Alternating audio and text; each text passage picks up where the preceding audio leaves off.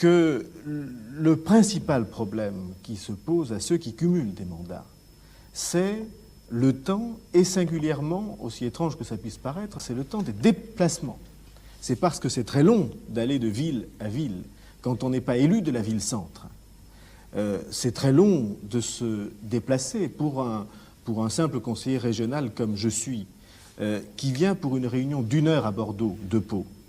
Eh bien, il perd la journée. Et naturellement, ça handicape beaucoup l'exercice des autres mandats. C'est d'ailleurs la raison pour laquelle j'avais, m'appliquant à moi-même la limitation que les électeurs imposeront bientôt à M. Loricergue et à ses amis, d'abord pour remarquer que nous étions le seul pays dans les démocraties occidentales où le cumul était aussi important. Puisque, vous le savez, soit par la loi, soit par l'habitude, dans les autres pays démocratiques, ça ne se passe pas comme ça. En Amérique, il n'est pas imaginable qu'un élu fédéral puisse être élu régional en même temps. Ce sont 2 carrières d'élus complètement distinctes. C'est la même chose dans tous les autres grands pays. Et ça provoque des problèmes importants. Pour ou contre la suppression du cumul des mandats? Oui, pour la suppression.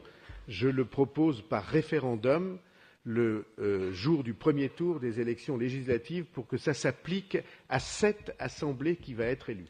Un seul mandat Pour les députés, un seul mandat, rien d'autre. Et dans votre gouvernement? Et pour les sénateurs, un seul mandat local, parce que le Sénat représente les collectivités locales, et donc ça me paraît légitime qu'ils en aient un. Mais pour les députés, interdiction absolue du cumul. Et pour les membres de votre gouvernement? On ne peut pas l'interdire aux députés et l'accepter pour les membres du gouvernement. Donc je suis pour l'interdiction de l'exercice de tout mandat quand on est ministre.